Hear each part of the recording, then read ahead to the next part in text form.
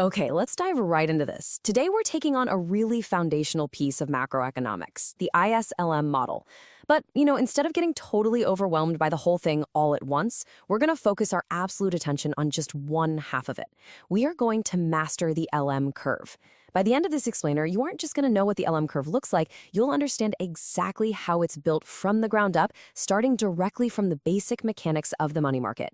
I promise, once you see the logic play out step by step, it's all going to click perfectly into place. Here's exactly how we're going to break this down today so it's super digestible. First, we'll cover money market basics. Second, output and interest rates. Third, deriving the LM curve. And finally, we'll look at shifts versus movements. We're moving strictly step by step, so you definitely won't get lost.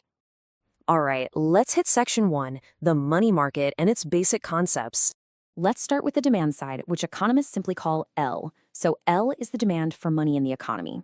Now, how much money people and businesses actually want to hold in their hands or in liquid accounts is driven by two main things.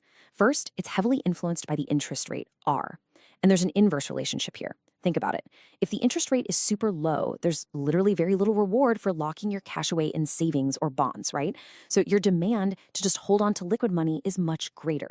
Lower interest rate equals higher demand for money. The second factor is the level of output, Y, which we're going to explore in detail in just a second. Now for the other side of the equation, M, the money supply. You'll often hear this referred to as M over P, which just accounts for the real money supply. Here is the absolute most important thing to remember about M. It is perfectly rigid. It doesn't just change on its own. It's literally just a straight vertical line. The only way this money supply changes is if a central bank steps in and actively decides to expand or contract the monetary base. Until they make that move, the supply is completely fixed. And that brings us to equilibrium. The foundation of our entire model rests on this exact moment of balance. Equilibrium in the money market happens when the demand for money, L, perfectly aligns with that rigid supply of money, M. Whenever anything in the economy shifts, the interest rate will naturally adjust until these two forces, demand and supply, are perfectly balanced once again. Moving to section 2, output's effect on interest. Now, what's really interesting about this next part is how we introduce the dynamic element of our economy into that static equilibrium we just established. We're going to look at what happens when the level of output, Y, starts to change. Let's walk through this chain reaction very slowly, because this is the core engine of the LM curve. Step 1, economic output, or Y, rises. People are making more, they're buying more, the economy's growing. Step 2, because there's more economic activity, the demand for money naturally goes up. People just need more cash for all these transactions. So our money demand curve, L, shifts completely to the right. Step 3, we've got higher demand, but remember our rule, the money supply is perfectly rigid. It hasn't moved an inch. So if demand goes up, but supply stays exactly the same, the price of holding that money has to go up. Because of that, the interest rate, R, is forced to rise to reestablish our equilibrium.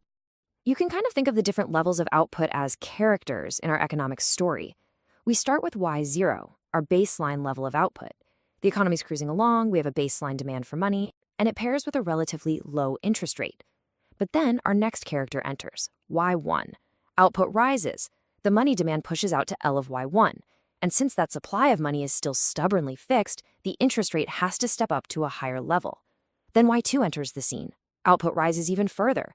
Demand pushes out to L of Y2, forcing those interest rates even higher. It's a very clear pattern. Higher output consistently creates higher money demand, which systematically forces higher interest rates. Section 3, deriving the LM curve. We finally have all the tools we need to actually build this curve. Let's map this out directly. We plot point A, which represents our baseline. Low output, Y0, matched with a correspondingly low interest rate, R0. Next, let's plot point B. As we just learned, when output grows to Y1, the interest rate gets pushed up to R1, so point B gives us a higher output matched with a higher interest rate. The crucial takeaway here is this fundamental rule. Because higher output increases the demand for money, and that increased demand raises interest rates against a fixed supply, the resulting LM curve absolutely must slope upward from left to right. Connect point A to point B, and there it is, our LM curve. Let's really consolidate what we've learned right here. The LM curve isn't just some arbitrary line. It's a visual representation of the continuous money market equilibrium we just plotted. every single point on that upward sloping line represents a specific combination of interest rate, R, and output, Y, where the demand for money perfectly equals the supply of money. It's basically an unbroken map of balance. Let's move to Section 4, Shifts versus Demand Changes, and see how this builds into the final and most dynamic part of our explainer. Which brings us to a massive, critical question. And what happens when the money supply actually moves? We've spent this whole time saying it's completely rigid and fixed. But what happens when the central bank decides it's time to intervene? Let's look at the exact mechanics of a monetary expansion. Step 1. The central bank decides to expand the monetary base. They push the real money supply from M/P0 to a larger level, M/P1. Step 2. Suddenly, there's just more money available in the market than before, relative to the demand.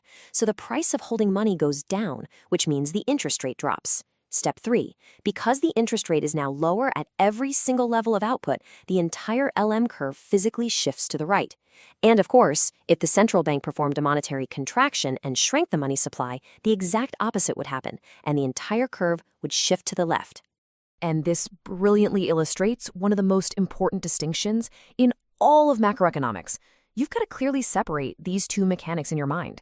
A movement along the curve is driven internally. It happens when output changes, which changes money demand, causing interest rates to slide up or down that existing line. During all of this, the money supply remains rigidly fixed.